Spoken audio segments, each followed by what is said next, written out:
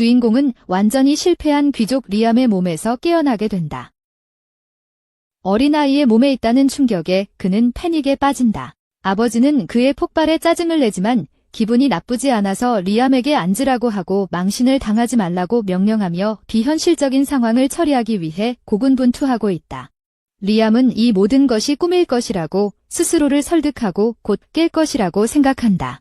하지만 다음 날이 오고 여전히 리암 해밀턴으로 갇혀 있다는 것이 분명해지자 그는 새로운 현실을 받아들일 수밖에 없음을 깨닫게 된다. 조금 후 그의 개인 하녀가 방에 들어와 그가 옷을 입도록 도와준다. 리암은 그녀에게 몇 가지 질문을 하고 자신이 백작의 5번째 아들임을 알게 되며 어제의 파티는 그의 새로 태어난 여동생의 탄생을 축하하기 위한 것이었다. 그날 나중에 리암은 형 브루노와 대화를 나누며 현재의 삶에 대해 조금 더 알아보려고 한다. 그는 브루노가 해밀턴 귀족 가문의 넷째 아들이라는 것을 알게 되지만 그들은 귀족의 지위를 잃을 위기에 처해 있습니다. 본질적으로 귀족 가문이 너무 거만해지는 것을 막기 위한 규칙이 있습니다. 그것은 모든 귀족 가문이 3대 안에 중요한 업적을 달성해야 한다는 것을 규정합니다. 그렇지 않으면 귀족 지위를 잃고 평민으로 강등됩니다. 마침 해밀턴 가문은 현재 3대째 눈에 띄는 업적 없이 지내고 있으며 이것이 그들의 아버지와 장남인 알브레브가 귀족으로서의 지위를 확보하기 위해 사회에 의미 있는 공헌을 하려고 하는 이유를 설명합니다. 반면 브루노는 평민이 되는 것에 대해 별로 신경 쓰지 않습니다. 그는 그냥 아무렇지도 않은 사람입니다. 리암은 브루노가 그 상황에 대해 얼마나 무관심한지 놀랐지만 솔직히 말해서 그도 별로 신경 쓰지 않습니다. 그는 어제 여기에 왔기 때문에 무엇을 해야 할지 모릅니다. 그들의 튜터가 마법 수업의 시작을 알리자 리암은 마법이라는 단어를 듣자마자 신나서 마법을 사용할 수 있게 될지 물어본다. 그의 열정에 놀란 브루노는 창고에 있는 그리모어 모음집을 언급하지만 대부분의 사람들이 마법에 대한 소질이 부족하다고 경고한다. 그럼에도 불구하고 강사는 리암에게 공부하라고 격려하며 마법을 사용할 수 없더라도 마법을 이해하는 것은 가치가 있다고 말한다. 리암은 자신의 하인을 찾아가 그리모어가 어디에 있는지 보여달라고 부탁한다. 그녀는 그를 저택의 서재로 안내하고 리암은 여기 있는 방대한 지식에 감탄한다. 그는 선반을 살펴보다가 기본 화염 마법에 관한 책을 발견한다. 그는 책을 열고 시도해보기로 결심한다. 책의 지침을 따른 후 리암은 손가락 끝에 불꽃을 만들 수 있게 되는데 첫 시도로는 정말 인상적이다. 리암은 아버지의 사무실로 가서 그리모어 도서관에 접근할 허가를 요청하지만 아버지는 그와의 대화에 전혀 관심이 없는 듯 리암이 원하는 대로 하라고 무시하며 말한다. 교환이 다소 실망스럽기는 하지만 중요한 점은 리암이 이제 도서관을 사용할 수 있는 허가를 받았다는 것이다. 그 후 며칠 동안 그는 모든 기본 원소 마법을 마스터하는 데 전념한다. 시간이 지나면서 그는 그리모어를 참조하지 않고도 마법을 시전할 수 있을 만큼 능숙해진다. 브루노는 자신이 전혀 마법을 사용할 수 없어서 놀란다. 브루노는 리암이 대단하다고 말하며 곧 자신만의 이름을 날릴 수 있을 것이라고 한다. 하지만 브루노는 리암의 동기에 대해 궁금해하며 리암이 마법을 배우기 위해 그렇게 열심히 하는 이유가 다음 가문의 수장이 되고 싶어서인지 묻는다. 결국 그것은 그들의 형의 표적이 될 수도 있기 때문이다. 하지만 리암은 가문의 후계자 정치에 관심이 없고 그저 마법이 멋지다고 생각한다. 모든 초급 마법을 마스터한 리암은 얼음 마법을 배우기로 결정한다. 그러나 도서관을 나서려는 찰나 그의 아버지가 그를 부른다. 리암의 마법 재능에 대한 소식이 아버지에게 전해진 모양이다. 며칠 전만 해도 그에게 별로 관심이 없던 아버지가 이제는 갑자기 그에게 매우 흥미를 가지게 되었다. 그는 마법 시연을 요청하고 리암은 마법서를 열지 않고도 마법을 시전할 수 있음을 보여준다. 백작은 리암을 통해 그들의 가문의 입지를 확보할 수 있을지도 모르기에 기뻐한다. 그는 앞으로 리암이 마법 공부에 필요한 자원을 마음껏 사용할 수 있다고 말한다. 어느 날 갑자기 한 남자가 해밀턴 영토에서 발견되었다는 보고가 들어온다. 백작은 즉시 병사들에게 동원 명령을 내려 그를 체포하라고 한다. 긴급성을 보아하니 이 개인은 상당한 위협이 되는 듯하다. 하지만 그것은 리암과는 상관이 없으므로 그는 그냥 숲으로 돌아가 마법 연습을 계속한다. 그가 숲으로 나아가던 중 나무 아래 앉아있는 한 남자를 발견한다. 그 남자는 약간 불안해 보인다. 리암을 발견하자 그는 리암이 그를 체포하러 온 해밀턴 가족의 일원인지 묻는다. 리암은 자신이 확실히 해밀턴 가족의 일원임을 확인하지만 그를 체포할 생각은 없다고 말한다. 그는 처음부터 그 남자가 누구인지조차 모른다. 남자는 리암이 자신을 쫓고 있지 않다는 것을 깨닫고 안심하지만 리암의 손에 있는 금서가 눈에 띄자 마법을 공부하고 있는지 묻는다. 리암은 그렇다고 확인하고 지속적인 훈련이 향상되는 가장 좋은 방법이기 때문에 계속 연습할 계획이라고 설명한다. 리암이 떠나려 할 때 남자는 그를 멈추고 마법을 더 효율적으로 사용할 수 있는 방법을 배우고 싶어 하는지 묻는다. 흥미를 느낀 리암은 자세한 내용을 물어보고 남자는 동시에 5가지 종류의 마법을 사용할 수 있는 기술을 시연한다.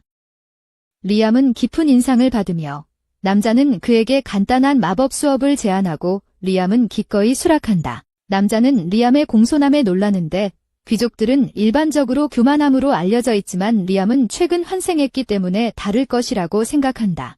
첫 번째 수업에서 남자는 리암에게 동시에 2개의 도형을 땅에 그리라고 지시한다. 리암은 지시를 따르며 그에 대한 자연스러운 재능을 보여줍니다. 다음 도전은 훨씬 더 어려울 것으로 예상됩니다. 그 남자는 리암에게 2가지 다른 주문을 동시에 시도하라고 지시합니다. 리암은 오른손으로 불 절단기를 컨저링하고 왼손으로 파이어볼을 컨저링하며 시도합니다. 주문을 시각화한 후 그는 첫 번째 시도에서 2가지를 모두 성공적으로 시전합니다. 그 남자는 진심으로 놀라워하며 누구나 이 기술을 마스터하는 것은 매우 드문 일이며 특히 첫 시도에서 그렇습니다. 리암의 재능에 고무된 남자는 그에게 더 나아가 3가지 주문을 동시에 시도해보라고 촉구합니다. 리암은 시도해보지만 처음에는 잘 되는 것처럼 보이다가 갑자기 그의 마법이 사라져서 실망합니다. 하지만 그 남자는 자신이 기술을 제대로 시행했다고 확신시켜줍니다. 그러니 마법이 사라진 유일한 이유는 현재 그의 몸에 마법 능력이 부족해서 지속할 수 없기 때문입니다. 한꺼번에 여러 마법을 시전하는 것은 엄청난 마법 능력을 소모하므로 리암은 동시 시전을 유지하기 위해 마법을 조금 더 제어하는 법을 배워야 합니다. 지금은 그 남자가 리암에게 그 기술의 본질에 대한 간략한 설명을 해주기로 합니다. 그는 리암에게 앉으라고 한 뒤 땅에 그림을 그립니다. 그 그림은 소수를 나타내고 그 남자는 다중 마법 시전 기술은 이 숫자들로만 작동한다고 설명합니다. 그는 왜 그런 식으로 작동하는지 모르겠지만 그냥 그렇다고 말합니다. 본질적으로 리암은 동시에 하나, 2 또는 3개의 마법을 시전할 수 있지만 4개의 마법을 동시에 시전하려고 하면 아무리 노력해도 실패합니다. 지금 남자는 동시에 최대 13개의 주문을 사용할 수 있는데 믿을 수 없을 정도로 인상적입니다. 하지만 솔직히 그는 16개까지 쉽게 늘릴 수 있을 만큼 충분한 마력을 가지고 있습니다. 하지만 소수의 법칙 때문에 마력이 17개의 주문을 감당할 수 있을 때까지 더 높은 수준의 동시 시전은 불가능합니다. 리암은 현재 12이므로 남자는 체계적인 훈련을 통해 리암이 마력을 엄청나게 높일 수 있을 거라고 확신합니다.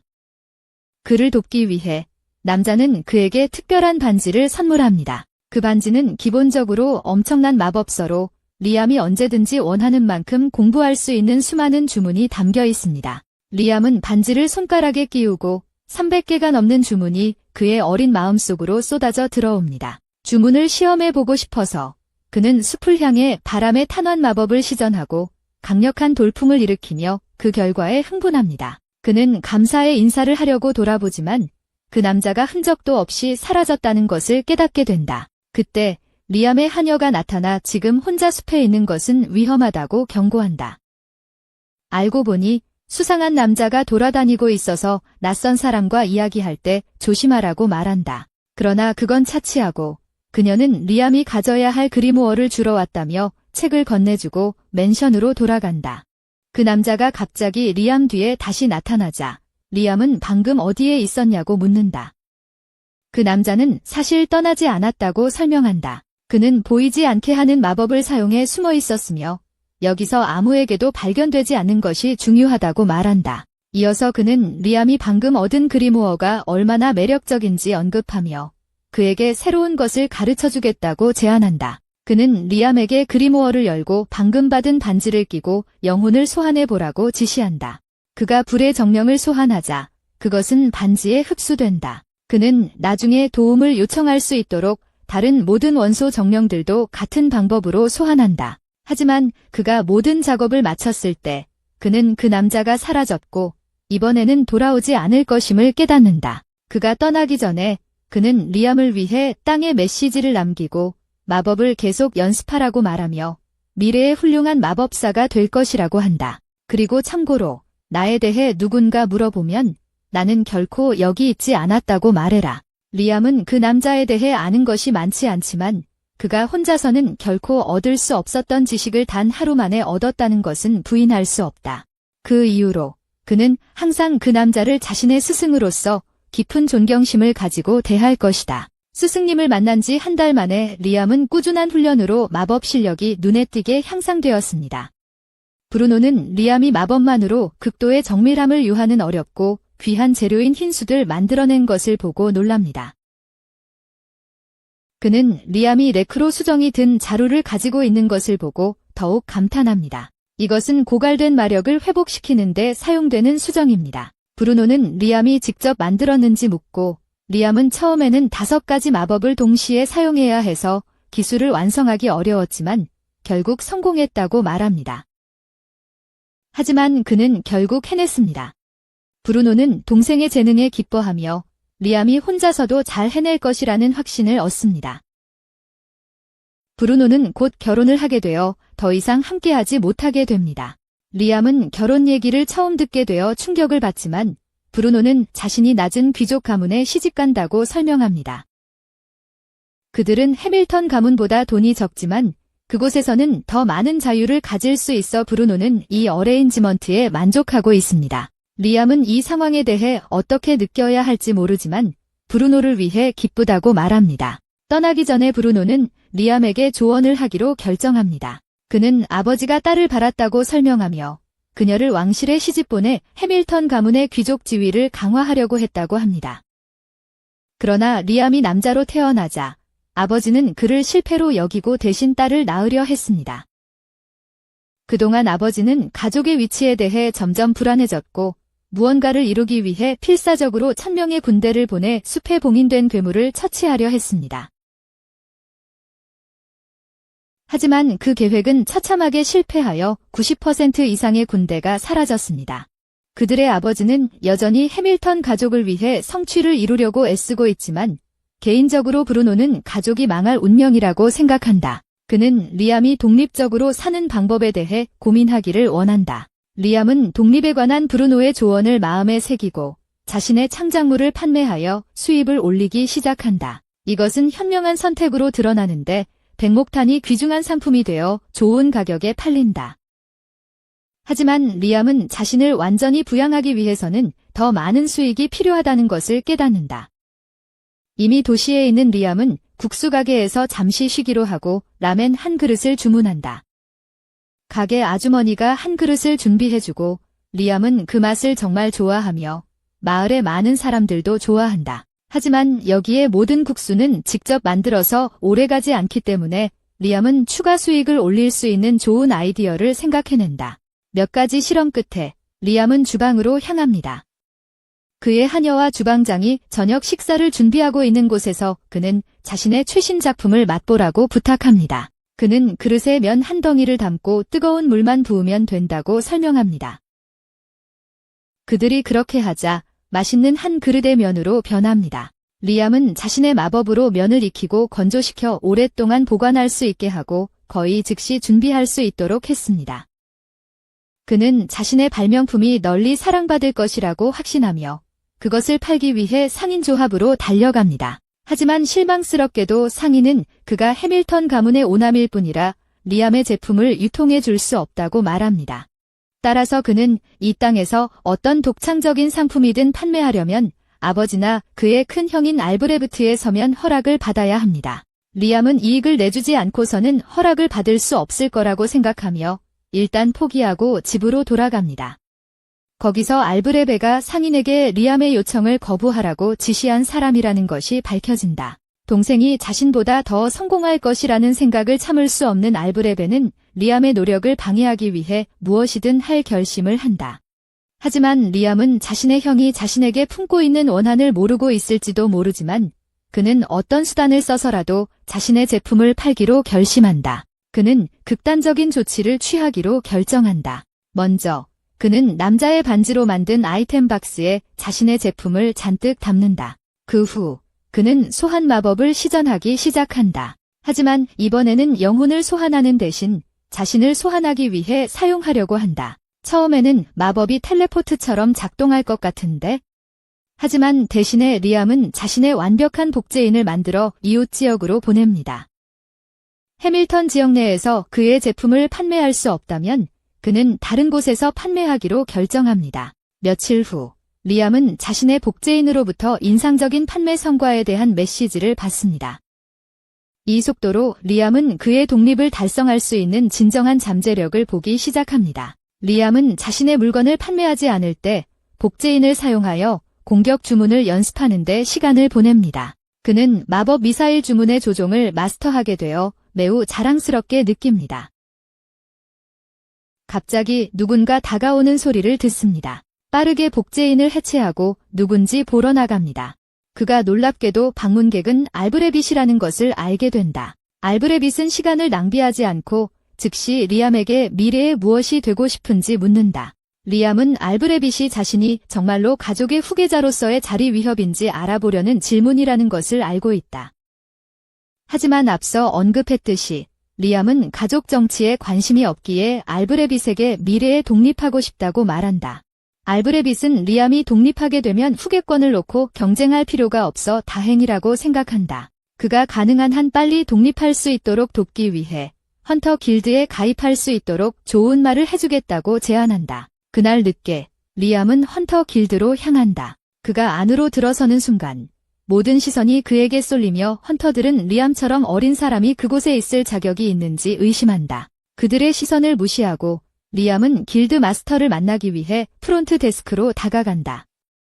이미 알브레빗이 그에 대해 알려주었다. 그럼에도 불구하고 길드 마스터는 리암의 능력을 시험하겠다고 고집한다. 그는 리암에게 자신이 선택한 어떤 주문으로든 공격 마법을 시전하라고 지시한다. 그러나 리암은 완전히 혼란스러워한다.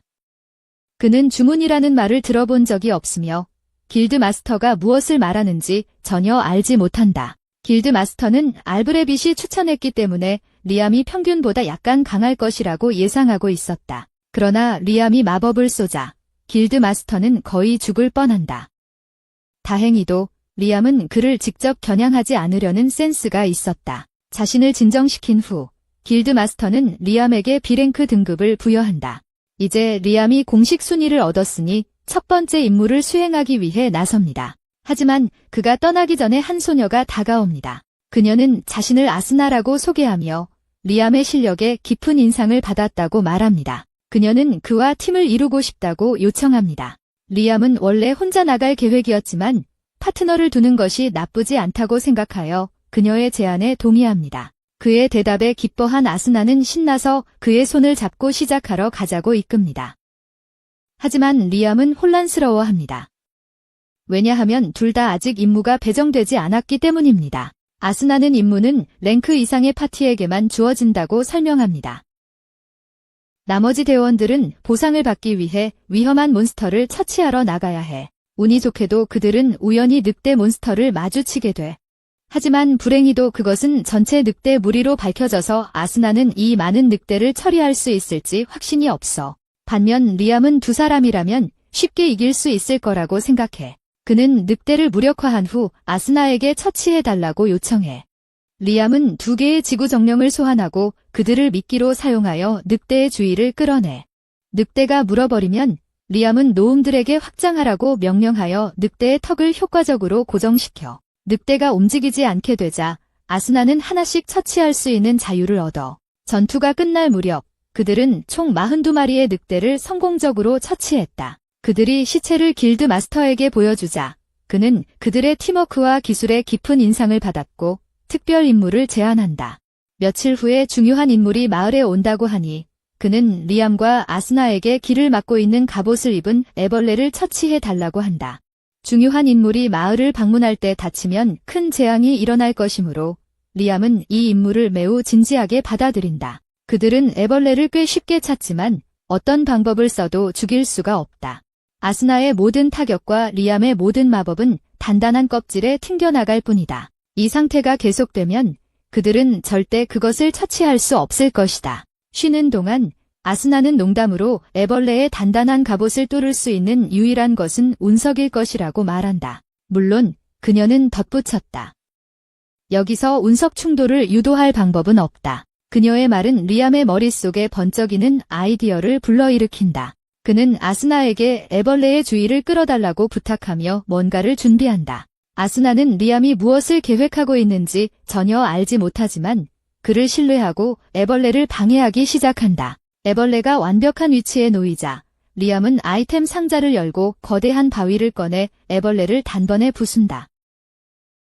그 방법은 매우 효과적이어서 그들은 두 번째 애벌레도 처치할 수 있었다. 리암은 주변에 더 많은 애벌레가 있을까 걱정이 되어 첫 번째 애벌레를 처치한 후 탐색 마법을 사용했다. 그리고 정말로 그는 근처에 숨어있는 두 번째 애벌레를 발견하고 그것도 처치했다.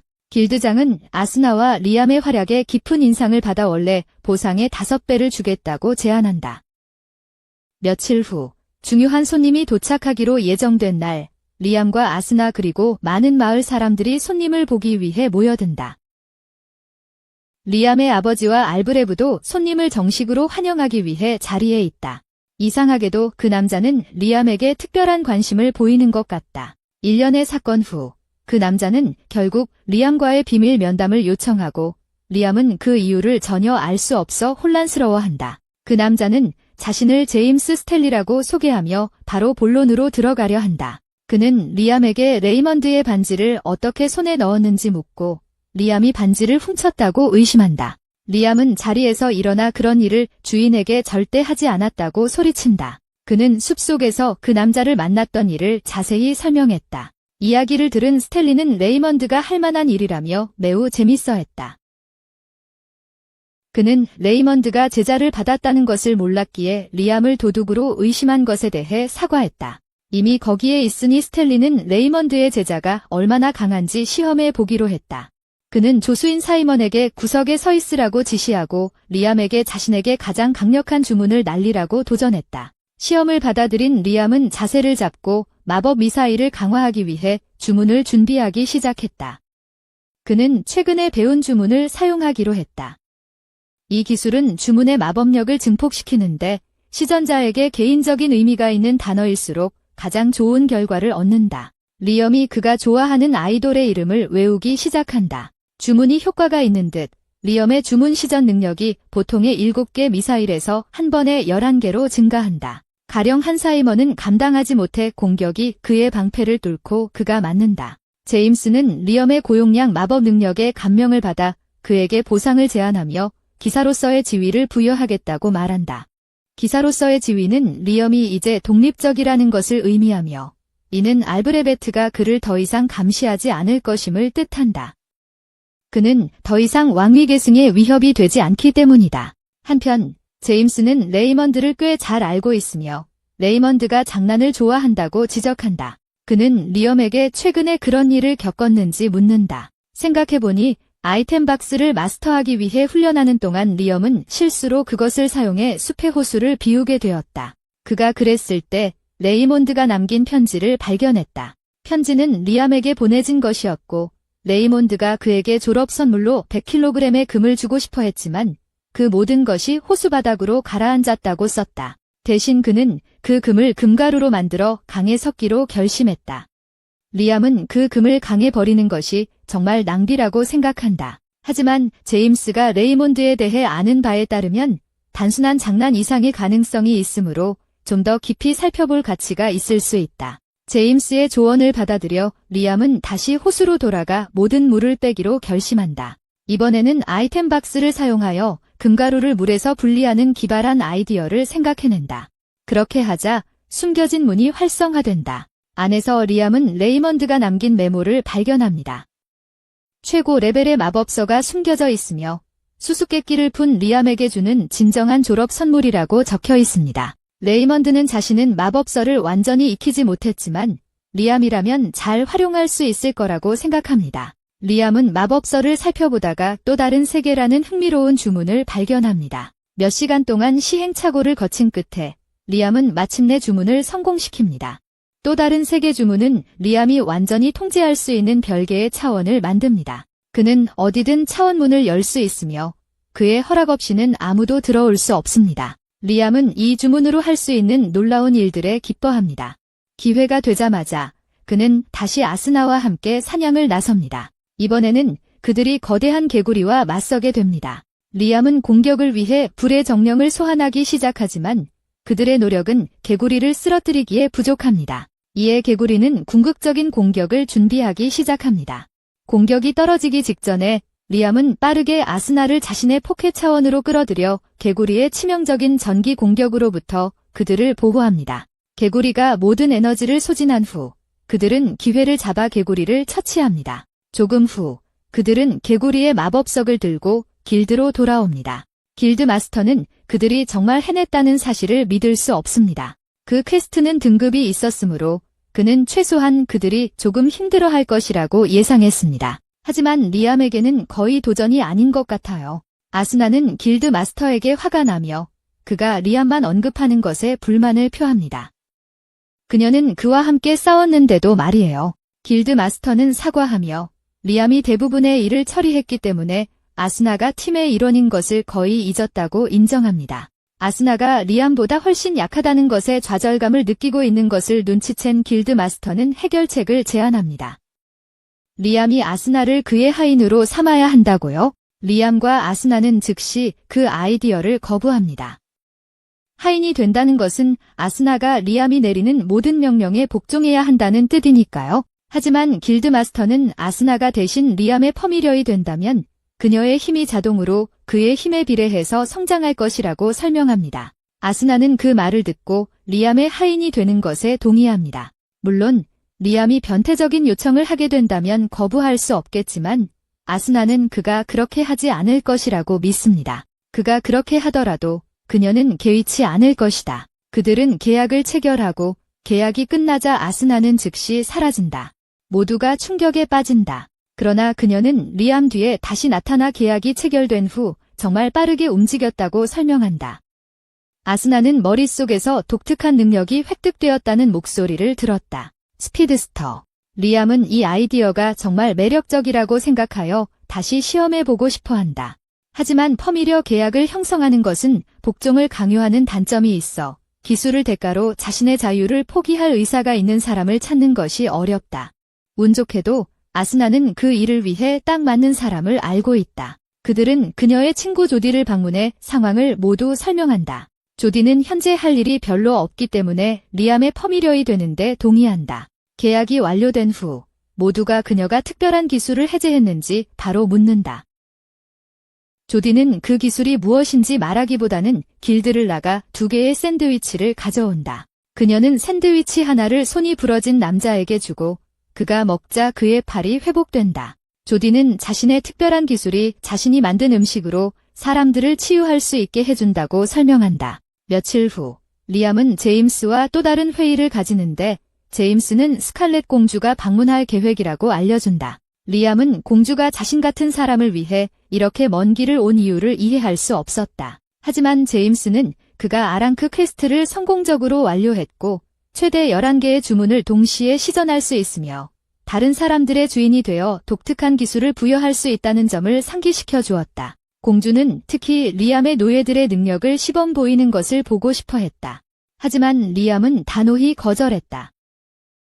제임스는 리암이 여왕 자신으로부터 온 요청을 거절하는 것을 생각조차 할 수 있다는 사실에 놀랐다. 하지만 리암은 단호하게 자기 입장을 고수하며 조디와 아스나는 자신의 소환수이지만 동시에 친구이기도 하며 어떤 사람의 오락을 위해 그들을 구경거리로 만들기를 거부한다고 설명했다. 리암의 마음을 바꿀 수 없다는 것을 깨달은 제임스는 그의 말에 동의하며 그가 갈 수 있도록 허락했다. 리암이 떠난 후 그들의 대화 내내 조용히 시중을 들었던 하녀가 사실 변장한 공주였다는 것이 밝혀졌다. 제임스는 리암의 거절에 대해 공주에게 사과하지만 그녀는 리암이 친구를 위해 왕족에 맞서 싸운 것을 흥미롭게 생각한다. 그렇긴 해도 그녀는 그가 직접 자신에게 이야기할 때도 같은 입장을 유지할지 궁금해한다. 다음 날 리암은 더 이상 변장하지 않은 스칼렛 공주와의 면담을 위해 소환된다. 리암은 그녀에게 대답할 때 조심해야 한다는 것을 알고 있다. 그녀의 궁전에 들어서자 그는 그녀 앞에 존경의 표시로 무릎을 꿇지만 스칼렛은 시간을 낭비하지 않고 바로 본론으로 들어간다. 그녀는 리암을 위해 자리를 가져오라고 명령하고 그가 갑옷을 입은 애벌레와 거대한 개구리를 물리친 인상적인 업적에 대해 들었다고 말한다. 그녀의 가장 큰 관심은 리암이 고급 마법에 의존하지 않고 개구리를 처치한 능력으로 이는 그 누구도 이룬 적이 없는 업적이다. 하지만 그녀의 호기심은 리암의 동물 친구들로까지 확장되어 그녀는 즉시 그들의 능력을 시연해보라고 요청한다. 리암은 그녀가 자신의 권위를 사용하여 그를 강제로 복종시키려 한다는 것을 알지만 그녀의 요청을 받아들일 수 없다. 스칼렛은 그에게 진짜 귀족의 직접적인 요청을 거부할 생각인지 묻는다. 결과가 어떻게 되든 리암은 자신의 대답을 고수하며 절대 친구들을 서커스 공연으로 만들 수 없다고 단호히 거부한다. 그녀를 거부한 대가로 스칼렛의 분노를 마주할 준비가 되어 있지만 놀랍게도 그녀는 웃음을 터뜨린다. 리암은 더 높은 권위 앞에서도 자신의 도덕을 지키는 첫 번째 사람이며 그녀는 그것이 정말 재미있다고 생각한다. 그를 보상하기 위해 그녀는 지금 이 순간부터 리암에게 남작이라는 칭호를 주기로 선언한다. 리암은 그런 칭호가 자신에게 어울리지 않는다고 당황하지만 스칼렛은 그를 마음에 들어 하고 있으며 공주로서 그녀는 마음대로 할 수 있다. 이 결정으로 리암의 가족은 귀족 지위를 잃지 않게 되지만 스칼렛은 그를 위해 다른 계획을 가지고 있다. 그녀는 그에게 익숙한 계약 마법서를 건네주고 그것은 리암에게 남작이 되는 것보다 훨씬 더 큰 기쁨을 안겨준다. 기뻐하며 그는 스칼렛에게 진심으로 감사를 표하고 새로운 마법서로 연습을 시작하러 기쁜 마음으로 떠난다. 잠시 후 리암은 숲속에 앉아 마법서를 읽고 있으며 책 속의 주문을 꽤 쉽게 사용할 수 있다. 하지만 그가 책을 완전히 마스터할 때까지 그의 계약은 영구적이지 않을 것이다. 연습 중에 그는 브루노가 자신에게 다가오는 것을 보고 브루노가 결혼해서 집을 떠난 지 꽤 되었기에 매우 놀란다. 리암은 브루노에게 왜 왔냐고 묻지만 브루노는 특별한 이유는 없고 그저 형과 어울리고 싶었고 특히 남작이 된 것을 직접 축하해주고 싶었다고 말한다. 이는 엄청난 성과이기 때문이다. 브루노는 리암에게 이제 자신이 사실상 아버지보다 높은 지위에 있다고 말한다. 리암은 아버지는 백작이고 자신은 남작일 뿐인데 무슨 뜻인지 이해하지 못한다. 브루노는 바로니 카운트보다 낮은 지위에 있지만 이 나라에서는 귀족을 서로 다른 범주로 나눈다고 설명합니다. 중요한 성과를 이루고 공로로 칭호를 얻는 사람과 단순히 지위를 상속받는 사람입니다. 당연히 칭호를 얻은 귀족들은 더 높은 평가를 받습니다. 리암은 시스템이 이렇게 작동하는지 몰랐지만 이제 아버지보다 높은 지위를 갖게 되더라도 그의 주된 관심은 마법을 배우는 것이기 때문에 그다지 중요하지 않습니다. 그는 복도를 산책하며 알브레비트를 만나 인사를 하지만 알브레비트는 무례하게 그를 무시합니다. 리암은 그가 무엇 때문에 그렇게 화가 났는지 궁금해하며 당황합니다. 한편 알브레비트는 자신의 바보 같은 동생이 어떻게 자신을 오버섀도잉하고 있는지에 대해 극도로 화가 나 있습니다. 그는 걷다가 몇몇 하녀들이 리암이 최근에 얼마나 많은 성과를 이루었는지 이야기하는 것을 엿듣고 이에 대해 매우 불쾌감을 느낍니다. 그는 그들에게 소리치며 리암이 그렇게 대단하다고 생각한다면 그 대신 그를 위해 일하러 가라고 말합니다. 하녀들은 알브레빗이 리암을 질투하고 있다는 것을 깨닫고 그를 불쾌하게 한 것에 대해 재빨리 사과합니다. 하지만 알브레빗은 아직 끝나지 않았습니다. 그는 하녀들에게 리암이 자신보다 낫다고 생각하는지 물어봅니다. 답은 꽤 명백합니다. 한 명은 12세의 타이틀을 받은 마법의 신동이고 다른 한 명은 인생에서 주목할 만한 성취를 하지 못한 응석바지입니다. 그러나 하녀들은 자신의 자리를 지키고 싶어하여 이를 솔직하게 말하지 않고 대신 알브레빗이 리암보다 우월하다고 안심시킵니다. 그들의 말에 만족한 알브레빗은 떠나며 자신의 가치를 증명하고 자신이 정말로 리암보다 낫다는 것을 보여주겠다고 다짐합니다. 그도 중요한 일을 해낼 거라고 맹세합니다. 다음 날 리암은 아스나와 조디를 마을에서 만납니다. 셋은 조디와 아스나가 예뻐서인지 꽤 인기가 많아 보입니다. 결과적으로 주변 남자들은 모두 질투심에 리암을 노려봅니다. 이어서 리암은 셋이 공식적으로 파티를 맺기를 원하지만 그들이 원하지 않는 일을 강요하고 싶지 않아서 그들이 괜찮은지 묻습니다. 아스나와 조디 모두 리암의 생각에 반대할 이유가 없어서 그와 함께 파티를 맺기로 합니다. 그날 후에 그들은 모두 임무를 수행하기 위해 숲으로 향합니다. 조디가 활을 쏘아 늑대의 목에 화살을 받고 늑대가 약해지자 아스나가 앞으로 돌진하여 검으로 마무리합니다. 리암은 아스나를 칭찬하며 그녀가 그의 가족이 된 이후로 얼마나 더 빨라졌는지 언급한다. 개선에 대한 이야기 중 조디는 계약 덕분에 더 이상 노인 시력을 겪지 않게 되었다고 지적한다. 리암은 개선된 시력이 항상 좋은 것인지 농담 섞인 질문을 한다. 조디에게 그 대답은 확실한 일, 특히 궁수로서 그렇다. 더 나은 시력은 귀중하다. 이 말을 들은 리암은 손을 들고 조디의 눈에 강화 마법을 시전하여 그녀의 시야를 이전보다 훨씬 더 멀리 볼 수 있게 만든다. 아스나는 리암이 방금 한 일에 대해 물어보자 그는 조디의 시력을 개선하기 위해 기본 강화 마법을 사용했다고 설명한다.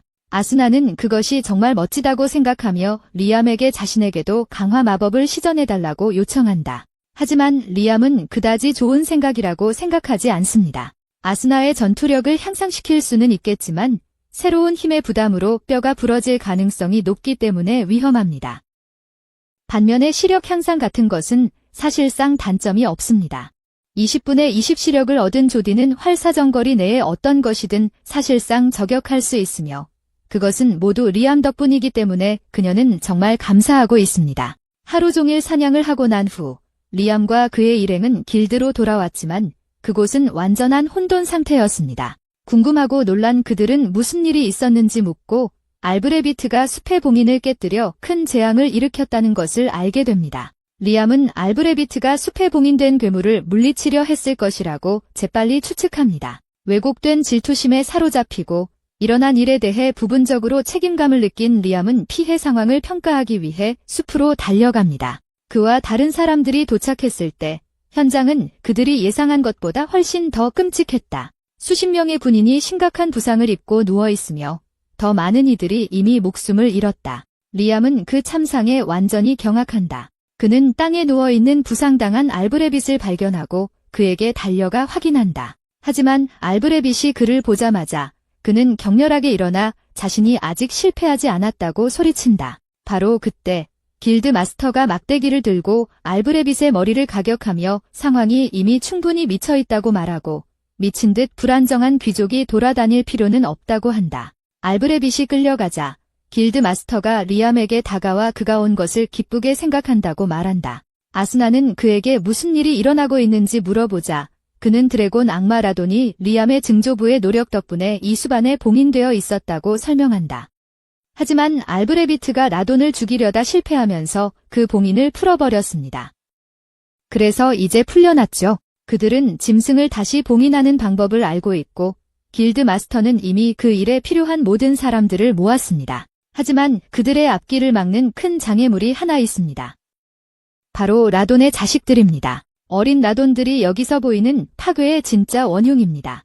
작은 녀석들이 이런 파괴를 일으킬 수 있다면 진짜 라돈이 얼마나 큰 혼란을 일으킬지 상상도 할 수 없습니다. 다행히도 오랫동안 봉인되어 있었기 때문에 라돈은 완전한 힘을 회복하고 공격을 시작하는데 약 일주일이 걸릴 것입니다. 그 전에 라돈을 다시 봉인할 수 있다면 큰 재앙을 막을 수 있을지도 모릅니다. 리암은 최대한 도울 계획이어서 라돈의 위치로 서둘러 가보니 3마리의 어린 라돈들이 지키고 있었습니다.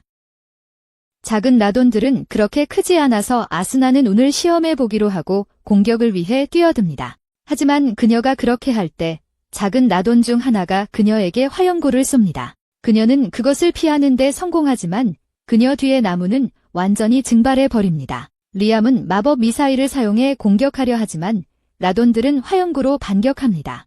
리암은 더 이상 무엇을 해야 할지 모르겠고 그의 가장 강력한 공격 마법이 그들에게 효과가 없었습니다. 그럼에도 불구하고 리암은 마지막 속임수를 가지고 있습니다. 그는 아스나에게 조디를 잡고 도망가라고 명령합니다. 라돈들이 그에게 돌진할 때 리암은 적시에 그의 다른 세계의 문을 열어 그들이 빠지게 하고 안에 가두어 버립니다.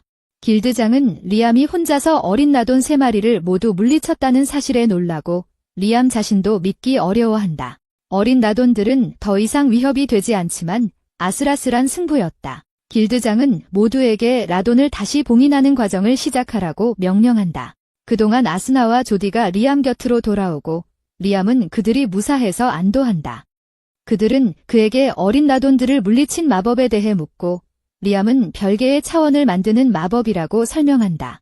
그는 거기에 어린 라돈들을 가두었지만 그의 현재 숙련도 수준에서는 탈출 위험이 없다.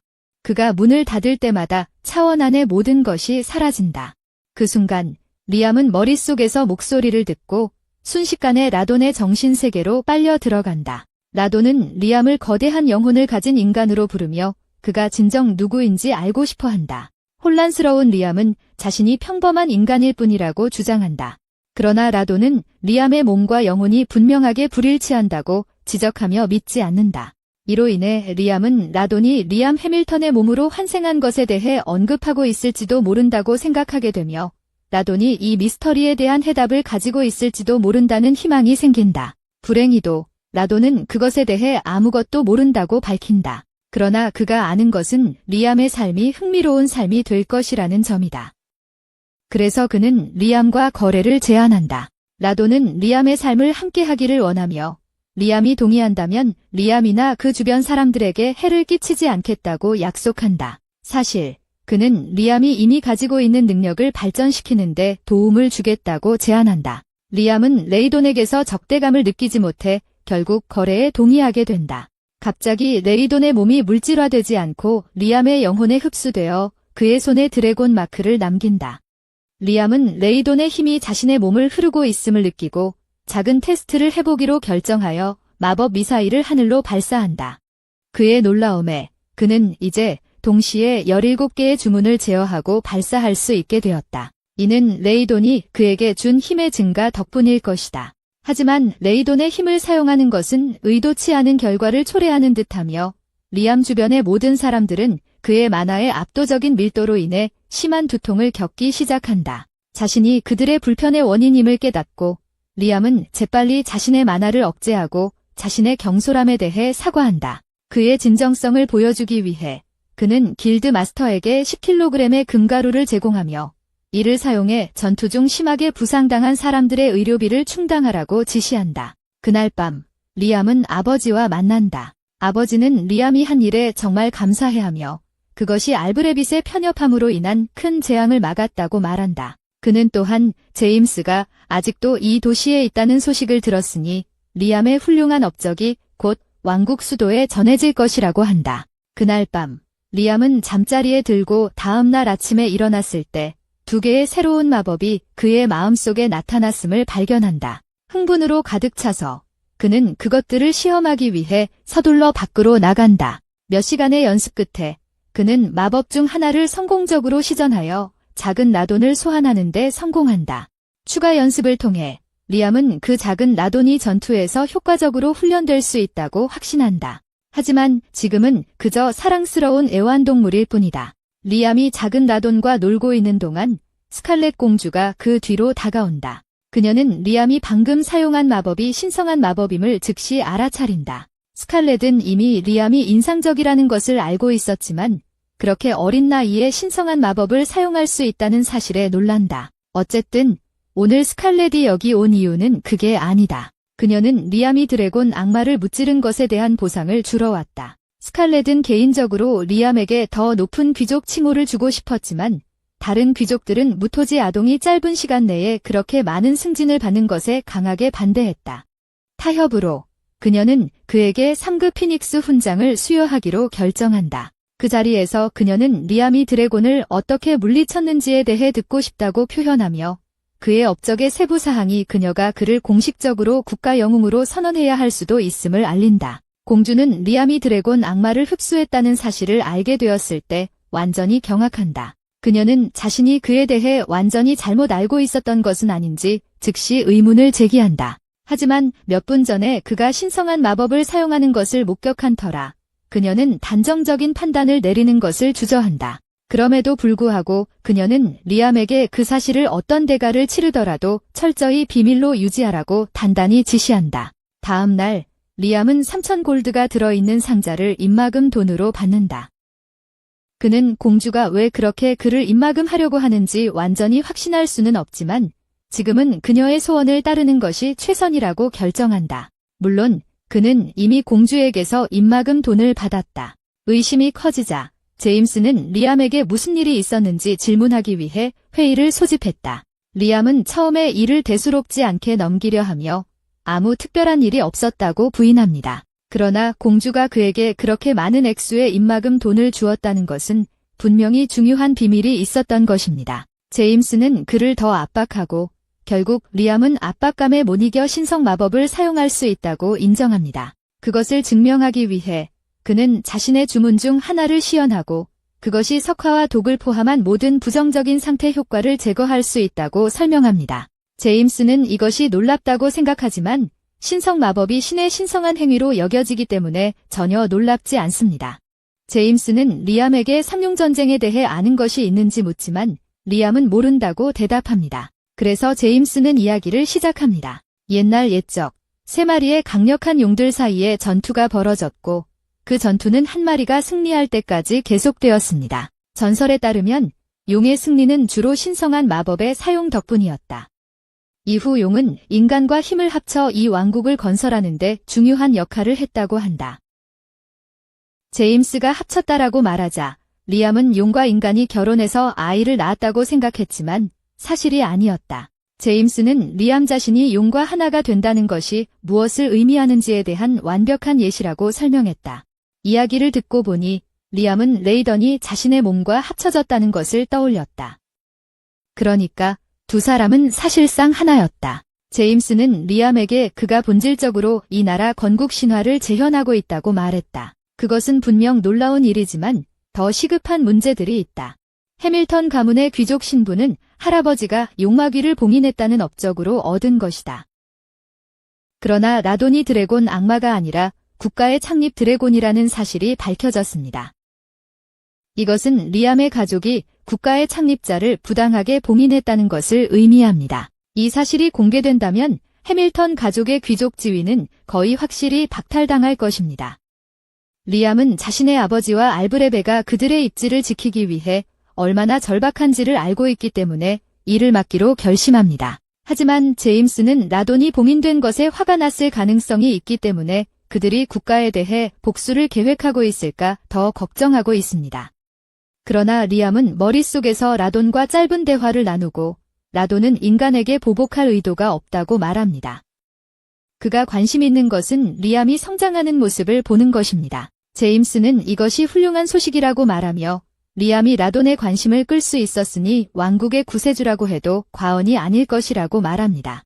잠시 후 리암은 길드에 도착하지만 내부로 들어서기 전에 소녀들이 그를 잡아당깁니다.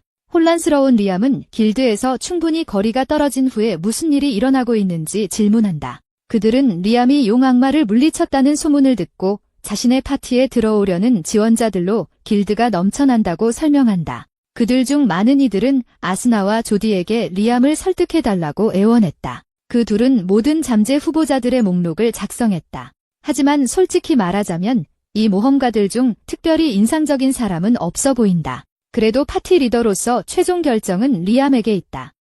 그 후 리암은 목록을 살펴보기 위해 집으로 돌아가기로 결정한다. 하지만 그가 문을 열고 들어서자마자 한 하녀가 그에게 보여줄 것이 있다고 말한다. 이 모든 것은 여러 귀족 가문의 소녀들이 리암의 아내가 되고 싶다는 요청입니다.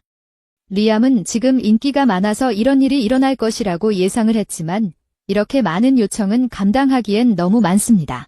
심지어 그의 형도 이 시점에서 그에게 편지를 가져오고 있습니다. 하지만 다행히도 그 형은 리암과 결혼하려는 건 아닙니다. 그건 그가 결혼한 가문의 친척 중 한 명입니다. 그들이 이야기를 나누는 동안 브루노는 리암에게 그가 무엇을 했는지 묻습니다. 이렇게 많은 결혼 제안을 한 번에 받는 것은 분명 정상적이지 않기 때문입니다. 드래곤을 물리쳤다고 해도 말이죠. 리암이 성스러운 마법에 대해 털어놓은 사람은 공주와 제임스뿐입니다. 하지만 공주가 그에게 준 거액의 입막음 돈 때문에 다른 귀족들은 그에게 뭔가 중요한 일이 일어나고 있다고 의심하고 있습니다. 조금 번거롭긴 하지만 리암은 새롭게 얻은 인기를 철저히 즐기고 있다는 것을 부인할 수 없다. 그날 늦게 리암은 조디와 아스나를 데리고 숲으로 나간다. 그는 그들에게 보여주고 싶은 것이 있다. 그는 자신의 포켓 차원 문을 열고 들어가자 아스나와 조디는 방 한가운데에 있는 거대한 집을 발견한다. 리암은 목수가 집을 지었고 아이템 박스를 사용해 여기로 옮겼다고 설명한다.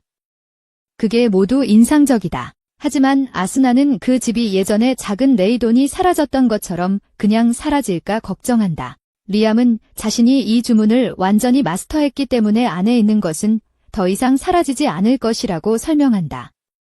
그래서 그는 여기에 모든 것을 두었다. 리암은 아스나와 조디에게 집을 안내하고 두 사람 모두 즐거워하는 것 같다. 그러나 조디는 그곳의 지속적인 밝기가 잠들기 어렵게 만들 것이라고 지적한다. 리암은 그 아이디어를 떠올리고 어둠의 영혼을 소환하기로 결정한다. 그것이 효과는 있지만 너무 잘 작동하여 집 전체가 완전한 어둠에 빠진다. 이를 해결하기 위해 리암은 불의 영혼을 소환하여 벽난로에 불을 붙이지만 결과는 여전히 공포 영화에서 바로 나온 듯한 모습이다. 그래서 그는 그 어둠의 영혼에게 자신이 만들어내는 어둠의 정도를 조절할 수 있는지 묻는다. 안타깝게도 그 어둠의 영혼은 저급이라 어둠을 조절할 수 없다. 중급 어둠의 영혼이라면 그럴 수 있겠지만 리암은 아직 그것을 소환하는 주문을 배우지 못했다. 아스나도 저급 어둠의 영혼이 중급으로 변할 수 없는 게 정말 아쉽다고 생각한다. 그때 리암은 자신의 친숙이 레벨을 올려준다는 것을 기억한다. 그래서 그는 그림자와 계약을 맺고 그림자는 실제로 레벨업합니다. 그림자는 리암에게 계약을 맺어줘서 고맙다고 말하고 이제 중급 정령이 된 그림자는 그 지역의 어둠을 완전한 암흑이 아닌 밤과 같은 어둠으로 바꿉니다. 그리고 나서 리암에게 언제든지 자신을 소환할 수 있다고 말합니다. 하지만 리암은 중급 정령 마법을 사용하는 방법을 몰라서 다시 그림자를 소환할 수 있을지 확신하지 못한다고 말합니다. 그러자 그림자는 리암이 마법 보관 반지를 끼고 있는데 그것을 이용해서 언제든지 자신을 흡수하고 소환할 수 있다고 지적합니다. 리암은 그 생각을 하지 못했기에 시험 삼아 해보았고 반지가 중급 그림자를 성공적으로 흡수했습니다. 그런 다음 달은 모든 정령들과 같은 방식으로 레벨업 시킨 후 반지에 저장합니다. 그래서 리암은 이제 기본적으로 자신의 중급 소환 마법서를 가지게 된 것입니다. 다음 날 리암은 레이던의 부탁으로 숲으로 향하고 지정된 장소에 도착하자 레이던은 그에게 레이던 주니어 중 하나를 소환해달라고 요청합니다. 리암이 소환하자 레이던 주니어들은 장벽에 구멍을 만들어 숲에 숨겨져 있던 수십 마리의 요정들을 드러냅니다. 요정들은 리암이 인간임을 깨닫자마자 다치는 것을 피하기 위해 즉시 날아가기 시작합니다. 리암은 자신이 적이 아니라고 설명하며 그들을 안심시키려 합니다. 그는 레이던이 자신을 여기로 보냈다고 말하고 레이던의 이름을 듣자 요정들은 그를 조금 더 신뢰하기 시작합니다. 요정의 날개는 귀중한 재료이자 무략의 재료이기 때문에 인간들은 한때 거의 멸종 직전까지 사냥했습니다. 그래서 레이던은 숲의 장벽을 만들어 그들을 보호하기로 했습니다. 하지만 이제 리암의 안에 살고 있기 때문에 더 이상 장벽을 유지할 수 없어서 리암에게 자신의 대신 요정들을 보호해달라고 부탁합니다. 이를 위해 리암은 먼저 모든 요정들과 친밀한 계약을 맺으려고 했고 그래서 요정들에게 그래도 괜찮은지 물어봅니다. 요정들은 리암이 레이던을 위해 일하고 있고 그들과 계약을 맺을 것이기 때문에 리암을 신뢰하며 레이던은 사물에 이름을 붙이는 것이 인간 마법에 추가적인 힘을 주기 때문에 리암에게 요정들에게 이름을 지어주라고 부탁합니다. 리암은 한 요정과 계약을 맺고 그녀의 이름을 리안나라고 짓기로 합니다. 하지만 놀랍게도 계약이 완료되는 순간 리안나는 요정에서 엘프로 변신합니다. 레이던은 요정이 엘프로 진화한 사실에 매료되었지만 특별히 놀라지는 않습니다. 반면 리암은 완전히 당황하여 어떻게 이런 일이 일어났는지 이해할 수 없습니다. 레이던은 마법 계약을 맺고 동시에 요정에게 이름을 지어줌으로써 두 행위의 마법 힘이 공명하여 평소보다 훨씬 강력한 효과를 만들어내 요정의 상당한 진화를 가져왔다고 설명합니다. 앞으로 레이던은 리암에게 자신이 계약하는 모든 정령에게 이름을 지어주라고 조언합니다. 계약의 효과를 본 다른 요정들은 모두 계약을 맺고 싶어하며 리암에게 이름을 지어달라고 요청한다. 모든 요정들이 엘프가 되자 리안나는 그의 소환수가 된 만큼 명령을 내려달라고 부탁한다.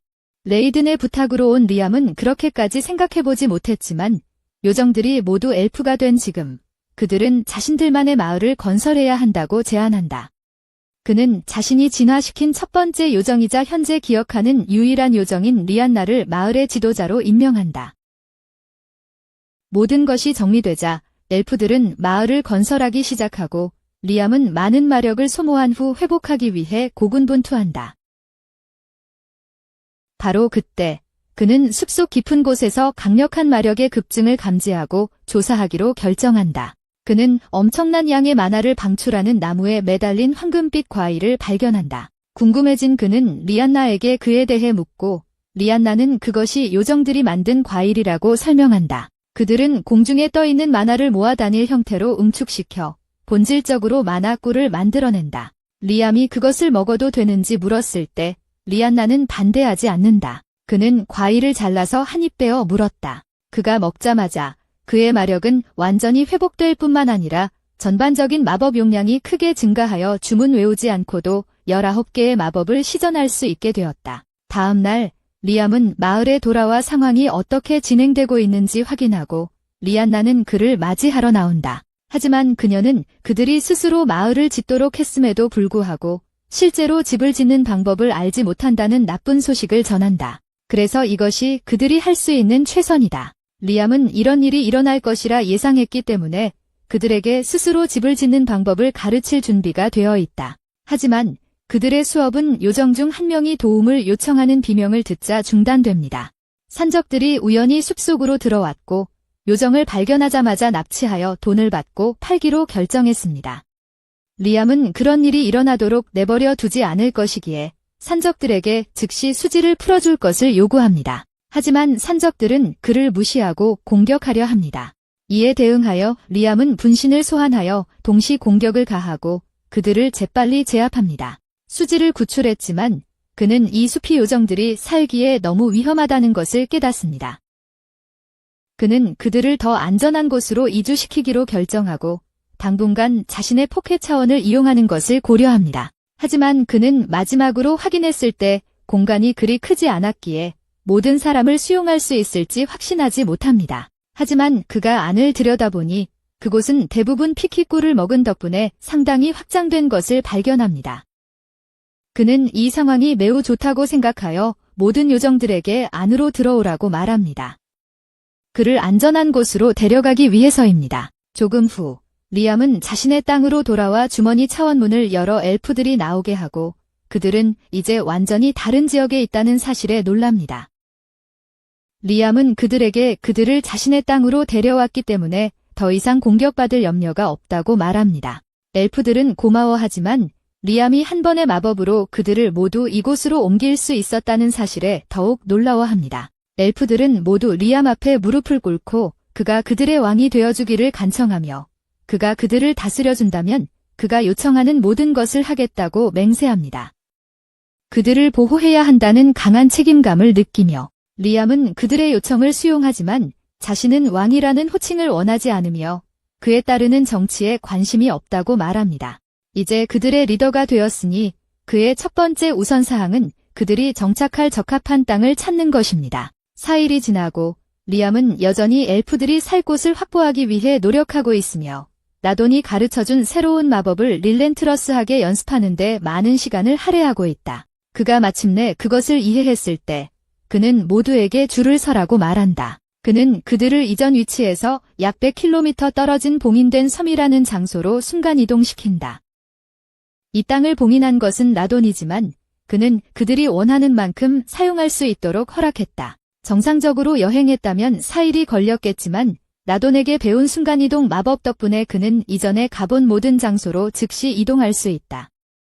그는 엘프들에게 이제부터 여기에서 살 수 있다고 말하지만 여전히 그들을 위해 집을 지어줄 누군가가 필요하다고 전한다. 현재로서는 리암이 집을 비운 동안 작은 나돈들에게 엘프들을 보호하도록 맡기고 집으로 순간이동한다. 그곳에 도착하자 공주가 찾아와 나돈이 약속의 땅이라는 장소에 대해 언급한 적이 있는지 묻는다. 리암은 약속의 땅에 대해 들어본 적이 없다고 인정하지만 레이돈이 그에게 봉인된 땅으로 알려진 장소를 사용할 수 있도록 허락했다고 기억합니다. 그러자 공주님은 리암이 그녀를 그곳으로 데려갈 수 있는지 묻습니다.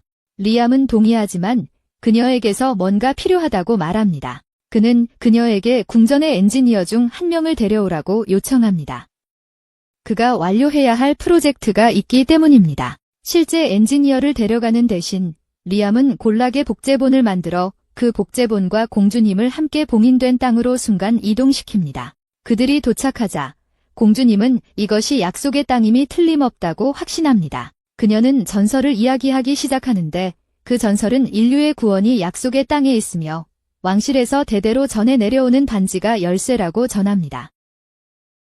그러나 그 반지는 리암에게 반응하기 시작합니다. 그가 그것을 만지자 땅의 거대한 부분이 그의 명령에 따라 떠오르기 시작한다. 압도당한 공주는 그 앞에 무릎을 꿇고 인류의 구원을 위해 여기서 국가를 세우도록 리암에게 간청한다. 리암은 정말로 그 책임을 지고 싶지 않지만 공주는 자신의 충성을 맹세하고 모든 자원을 지원하겠다고 약속하여 그를 동의할 수밖에 없게 만든다. 골라 클론의 안내에 따라 엘프들은 마을 건설을 꾸준히 진행해오고 있다. 한편 리암은 마법을 사용하여 이 지역을 떠도는 괴물들을 처치하는 데 집중하고 있다. 마침내 거대한 거북이를 처치한 후 그는 갑자기 자신의 뒤에 서 있는 스칼렛 공주를 인식하게 된다. 스칼렛은 자신이 바라보는 것을 사과하며 자신의 주인의 놀라운 마법력에 매료되었다고 설명한다. 리암은 스칼렛이 고집하는 주인-하인 관계에 여전히 불안해하며 그녀에게 자신을 섬길 필요가 없다고 말한다. 결국 왕국의 두 번째 공주로서 그녀의 신분은 그보다 훨씬 높습니다. 하지만 스칼렛은 자신의 자유의지로 이 일을 한다고 그에게 확신시킵니다. 그녀의 가문은 용의 피가 흐르고 있기 때문에 그녀의 계보의 여자들은 다른 나라와의 유대를 강화하기 위해 보통 시집을 갑니다. 이 때문에 그녀는 왕국의 공주 역할을 계속하는 것보다 용의 신 레이돈 밑에서 섬기는 것을 훨씬 더 원합니다. 스칼렛의 진심 어린 헌신을 본 레이돈은 그녀를 좋아하게 되고 북쪽으로 1km를 걸어가라고 지시하며 거기서 그녀의 관심을 끌만한 것을 찾을 것이라고 암시합니다. 레이돈의 지시에 따라 스칼렛과 리암은 숲을 지나 고대 유적의 입구에 도착합니다. 안으로 들어가자 그들은 방 한가운데 거대한 금속 용이 잠들어 있는 것을 발견합니다. 그들이 가까이 다가가자 용은 갑자기 움직이며 공격할 태세를 갖춥니다. 혼란스러운 리암은 제돈을 향해 빠르게 돌아서 무슨 일이냐고 묻는다. 제돈은 이 생물이 그가 만든 수호자 중 하나이며 틀림없이 그들을 공격할 것이라고 설명한다. 하지만 리암이 그 생물의 이마에 새겨진 고대 글자 중 하나를 제거할 수 있다면 그 드래곤은 충실한 동반자가 될 것이라고 한다. 그것은 충분히 간단하게 들리므로 리암은 신속하게 드래곤의 이마로 순간이동하고 신성한 창을 사용하여 글자 하나를 성공적으로 꿰뚫어 드래곤의 방어 모드를 즉시 해제한다. 드래곤은 본능적으로 스칼렛의 혈관을 흐르는 드래곤의 피에 반응하여 그녀에게 복종하기로 선택한다. 스칼렛은 기뻐하며 드래곤을 자신의 수호자로 기꺼이 받아들인다. 하지만 리암이 지상으로 돌아가겠다고 말하자 스칼렛은 드래곤이 리암의 공격으로 인한 상처에서 완전히 회복될 때까지 혼자 두고 싶지 않아서 잠시 남기로 결심한다. 리암은 여전히 스칼렛처럼 중요한 누군가가 자신에게 봉사하는 것에 익숙해지지 못하지만 제도는 리암이 그저 동등하게 중요한 사람이 되어야 한다고 제안한다. 그렇게 하면 더 이상 어색하지 않을 거야. 하지만 그건 말처럼 쉽지 않아. 그 순간 리암은 엘프들이 건설 중인 마을 쪽에서 불안한 기운을 감지하고 즉시 조사하기 위해 순간 이동한다. 그가 도착하자 마을은 완전히 파괴된 상태였다. 엘프들은 갑작스러운 늑대인간의 공격으로 인해 파괴되었다고 그에게 알린다. 그리고 그들이 설명을 마치자마자 늑대인간들이 다시 나타나 침입자들에게 이 신성한 땅을 즉시 떠나라고 요구한다. 리암은 늑대인간들이 그들을 침입자로 착각했다는 것을 알기에 그들이 여기 머무를 허가를 받았다고 설명하려고 한다. 하지만 그가 무언가를 말하기도 전에 늑대인간들이 그를 공격해오고 리암은 어쩔 수 없이 피하고 마법으로 자신을 방어해야 한다. 늑대인간들은 리암과 그의 동료들을 이 신성한 땅에서 쫓아내려고 완강히 고집하지만 리암이 라돈 주니어를 꺼내 라돈과의 연관성을 증명하자 그들은 자신의 심각한 실수를 깨닫습니다. 늑대 인간들은 마을을 파괴한 것에 대해 즉시 사과합니다. 하지만 요정들은 늑대들이 단지 라돈의 하인으로서 자신의 임무를 수행했을 뿐이라는 것을 이해하며 괜찮다고 말합니다. 여자아이들은 늑대 인간들이 리암의 정령이 되는 것도 좋겠다고 제안합니다. 늑대 인간들의 우두머리는 좋은 생각이라고 생각하여 리암의 정령이 되기로 동의합니다. 리암은 거절할 이유가 없어서 우두머리와 계약을 맺고 그녀의 이름을 크리스라고 짓습니다. 다음 날 리암은 크리스와 다른 늑대 인간들이 이제 돕고 있기에 마을의 진행 상황을 확인하기 위해 돌아갑니다. 건설이 훨씬 더 빨리 진행되고 있었습니다. 크리스가 리암을 발견하는 순간 그녀는 신나서 뛰어올라 그를 포옹합니다. 그가 건설 진행 상황에 대해 묻자 그녀는 한쪽을 가리키며 어제 파괴된 집 중 하나를 재건하는 과정에 있다고 설명합니다. 그녀는 어제 그렇게 경솔하게 행동한 것에 대해 다시 한번 진심으로 사과합니다. 하지만 리암은 늑대 인간들이 집 수리를 도와줄 수 있다면 괜찮다고 말합니다. 리암이 집을 수리하기 위해 마법을 사용할 수 있다면 일이 훨씬 빨라질 것인데 링에는 그런 주문이 없습니다. 라돈은 수리 주문이 이미 존재하지 않는다면 리암이 스스로 주문을 만들면 된다고 제안합니다. 리암은 자신이 주문을 만들 수 있는 능력이 있다는 사실에 놀라며 라돈은 원하는 결과를 얻기 위해 필요한 과정의 각 단계를 생생하게 그리기만 하면 된다고 설명합니다. 이 조언을 따르며 리암은 새로 형성된 주문을 나무 조각에 시전한 후 크리스에게 그것을 테스트로 부수어 달라고 요청합니다. 크리스는 리암의 지시대로 나무 조각을 부쉈지만 놀랍게도 나무 조각은 즉시 원래 상태로 돌아왔고 마치 새 것처럼 보였다. 그러자 리암은 방금 전에 만든 기억 유지 마법 때문이라고 설명했다. 이 마법은 무생물이 어떤 일을 겪더라도 특정 상태를 유지하게 한다. 리암은 마을 집들에 이 마법을 걸어서 건물들이 어떤 피해를 입더라도 계속 서 있도록 했다. 마법 만드는 요령을 터득한 리암은 다양한 종류의 마법을 실험하기 시작했고 결국 폭발 마법 미사일을 개발했다. 그는 더 많은 마법을 만들 계획이었지만 막 시작하려는 순간 긴급한 호출을 받았다.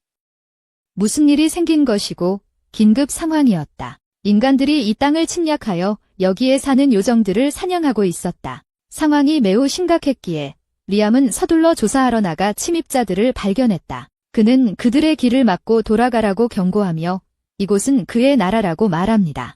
남자들은 리암이 그냥 바보 같은 아이라고 생각하여 그를 무시하고 계속 나아갑니다. 하지만 그때 리암은 경고 사격을 하여 자신이 장난이 아님을 분명히 합니다.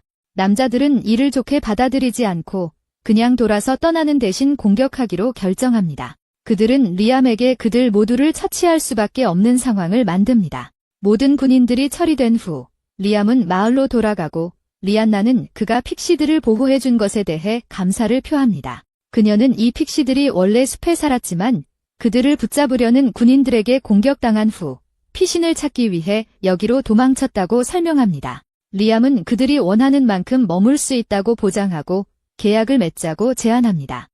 그러나 이렇게 많은 요정들이 있는 가운데 리암은 그들을 이름짓는 데 상당한 시간을 보내게 되고 아이디어가 바닥나고 있다. 다음 날 리암은 포켓 차원에서 회의를 소집하고 헬멧을 제시하며 그들이 그것을 인식하는지 묻는다. 스칼렛은 즉시 헬멧의 문장이 팔타에 속한다는 것을 확인하고 그것이 자밀과 퀴스타도르의 왕국과 유사하다고 말한다. 팔타는 약속의 땅과 접경한 국가 중 하나이다. 이는 어제 공격한 남자들이 팔타의 정찰병일 가능성이 높다는 것을 암시하며 그렇다면 자밀과 퀴스타도르의 정찰병도 곧 나타날 것이라는 의미이다. 세 나라는 한때 계곡에 의해 나뉘어 있었으나 이제 라돈의 환영 장벽이 사라졌기 때문에 그들은 자신들의 땅을 차지하려고 시도하고 있는 것으로 보인다. 스칼렛은 약속의 땅을 누구도 영구적으로 차지하지 못하게 하려면 리암이 그곳에 자신의 국가를 세워야 한다고 믿으며 리암도 동의한다. 그렇게 결정되자 스칼렛은 국가를 형성하기 위해 필요한 모든 것을 목록으로 작성하기 시작한다. 그는 땅과 사람, 그리고 힘이 필요하다. 리암은 분명 이미 땅을 가지고 있다. 사람에 관해서는 리암의 인기가 퍼짐에 따라 사람들이 자연스럽게 그의 곁으로 모일 것이니 그 점에 대해 걱정할 필요가 없다. 남은 것은 군사력만 고려하면 된다. 리암은 혼자서는 강할 수 있지만 그가 자리를 비운 사이에도 땅을 보호할 수 있는 강력한 방어력이 필요하다. 이 점을 염두에 두고 크리스가 나서서 약속의 땅을 보호하겠다고 맹세하며 감히 공격하는 자는 누구든지 제거하겠다고 다짐한다. 리암은 그녀의 공격적인 선언이 완전히 편안하지는 않지만 늑대 인간들이 본래 숙련된 전사라는 점을 고려하여 결국 그녀에게 땅의 안전을 맡기기로 결정한다. 스칼렛은 리암에게 그가 해야 할 일은 마을을 계속 발전시키고 적의 세력을 물리쳐 그의 힘을 증명하는 것이라고 조언한다. 시간이 지나면 주변 국가들은 그와 동맹을 맺는 것이 힘으로 땅을 차지하려고 하는 것보다 훨씬 더 유익하다는 것을 이해하게 될 것이다. 모두가 이 행동 방침에 동의하지만 다음 날에는 일이 리암이 생각했던 것보다 훨씬 더 빨리 진행되었다. 리암은 레오나르도라는 남자를 만나게 되는데 그는 자신을 자밀 왕국의 귀족이라고 소개하며 자밀 왕이 리암을 만나기 위해 보낸 사람이다. 그는 자밀 왕국이 그와 싸우고 싶어 하지 않으며 동맹을 맺고 싶다는 희망을 가지고 여기 왔다고 설명하고 만약 리암이 동의한다면 자밀 왕은 리암에게 스칼렛 공주의 손을 청혼할 의향이 있다고 전한다. 리암은 자신이 그런 인정을 받을 만한 일을 아직 하지 않았기 때문에 그 제안이 조금 수상하다고 느낀다. 스칼렛의 이전 행동을 고려할 때 자밀은 이 땅이 드래곤 신과 서마우 연결되어 있다는 것을 알아차렸을 것이고 이는 그들이 그의 좋은 편에 서고 싶어하는 이유를 설명할 수 있다. 그러나 리암은 여전히 어떻게 반응해야 할지 확신이 서지 않아서 즉석에서 텔레파시 주문을 만들어 스칼렛과 소통하며 그들의 제안을 수락하는 것이 현명한 결정이라고 생각하는지 물어본다. 스칼렛은 그가 수락해야 한다고 말하며 만약 두 사람이 결혼하게 된다면 최소한 그들의 국가를 확장할 시간을 반년은 벌 수 있을 것이라고 한다. 리암은 그녀의 조언을 받아들이고 레오나르도에게 스칼렛 공주와 결혼하게 되어 영광이라고 말합니다. 하지만 그는 결혼을 1년 미루고 싶다고 말하며 자신이 왕실에 걸맞은 나라로 발전시키기 위해서입니다. 레오나르도는 이해한다고 말하고 이제 그 일이 처리되었으니 리암의 말을 왕에게 전하러 떠납니다. 리암은 왕국 수도에 있는 스칼렛의 저택을 방문하기로 결정하지만 그곳에 가는 길은 정말 멀었습니다. 그래서 스칼렛이 그의 클론을 데려다 주었고 클론이 도착하자 리암이 그곳으로 순간이동했습니다. 이제 리암은 스칼렛의 저택을 방문했으니 언제든지 돌아올 수 있습니다. 왕국 수도에 처음 온 만큼 그는 도시를 탐험하고 싶습니다. 하지만 다른 나라의 통치자로서 그는 여기 있는 동안 낮은 프로필을 유지해야 한다는 것을 알고 있습니다. 스칼렛은 그를 초대하여 차를 마시자고 하지만 들어가기 직전 리암은 맨션 안에서 라돈의 에너지가 감지되는 것을 느낀다. 호기심이 생긴 그는 스칼렛에게 라돈과 관련이 있을 만한 것이 안에 있는지 묻는다. 실제로 그 설명에 맞는 것이 있다. 그래서 스칼렛은 리암을 자신의 맨션 성당으로 안내하는데 그곳에는 라돈의 동상이 보존되어 있다. 그 동상은 스칼렛의 목의 가족을 통해 대대로 전해져 왔지만 라돈은 수천 년 전 이 동상이 여전히 존재하는 것을 잊고 있었다. 그는 리암에게 동상에 접근하여 모든 것이 괜찮다는 주문을 걸라고 지시한다. 리암이 그렇게 하자 동상이 빛나기 시작하더니 갑자기 스칼렛의 몸으로 전이 된다. 자신을 내려다본 스칼렛은 이제 강력한 갑옷을 입고 있다는 것을 깨닫고 이유를 알 수 없지만 압도적인 힘이 그녀를 통해 흐르고 있음을 느낀다. 그녀는 리암의 주문 중 하나를 시전하려고 시도하며 신성한 창을 발사한다. 주문을 완성하는 데 성공하지만 모든 만화를 소모해야 했기 때문에 완전히 지쳐버린다. 그럼에도 불구하고 실제로 주문을 시전할 수 있었다는 사실은 놀랍다.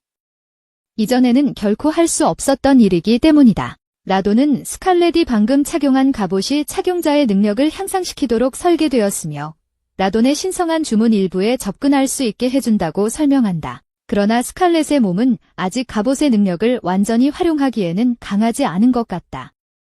이것은 골든 아머로 라돈이 만든 모든 갑옷 세트 중 가장 강력한 갑옷이다. 그녀는 아마도 하위 등급의 갑옷을 다룰 수 있을 것이지만 불행히도 모든 갑옷이 전투에서 잃어버려서 그녀가 하나를 얻을 방법이 없다.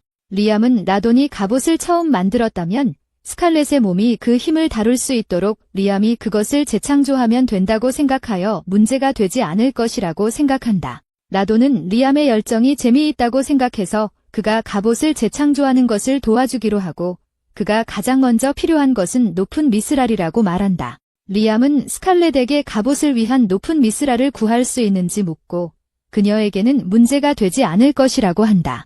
이렇게 결정되자 리암은 즉시 작업에 들어간다. 조금의 노력을 기울인 후 그는 드디어 스칼렛에게 완벽하게 어울리는 갑옷 세트를 제작한다. 그는 그것을 건네주고 그녀가 착용해 보도록 한다. 먼저 그녀는 그것과 계약을 맺어야 하므로 리암은 그녀에게 조각상에 자신의 피를 흘리라고 지시한다. 스칼렛이 그의 지시를 따르자 그녀의 몸은 다시 마법 갑옷에 감싸이고 이번에는 그녀가 라돈의 마법을 쓰더라도 무너지지 않는다. 라돈은 리암이 자신의 갑옷을 이렇게 쉽게 재현해낸 것에 감명을 받는다. 주제가 그거니 말이다. 라돈은 리암에게 자신이 만든 가장 강력한 갑옷, 파멸의 수호자에 대해 이야기한다. 이 갑옷은 수년 전 신들의 전쟁 동안 그가 착용했던 바로 그 세트이며 그는 리암이 이를 다룰 수 있을 것이라 믿고 시도해보라고 권한다. 리암과 스칼렛은 마을로 순간이동하여 리암은 파멸의 수호자에게 자신의 피를 한 방울 떨어뜨린 후 계약을 체결한다. 그때 파멸의 수호자는 갑옷으로 변신하고 리암은 이를 장착하여 37개의 마법 주문을 동시에 발동할 수 있게 된다. 하지만 이러한 위협을 수행하는 것은 리암을 극한으로 몰아넣어 만화 고갈로 인해 쓰러지게 만든다. 스칼렛은 그를 확인하기 위해 달려가지만 리암은 괜찮다고 안심시킨다. 라돈은 리암이 살아남은 것에 깊은 인상을 받았으며 그 갑옷을 착용한 사람 중 단 3명만이 살아남았고 리암은 그 갑옷을 사용하며 마법을 성공적으로 시전한 첫 번째 사람이다. 리암이 갑옷을 완전히 마스터한다면 그는 세상을 지배할 힘을 가질 것입니다. 다음 영상을 화면에서 보고 다음 부분을 놓치지 않으려면 구독하세요.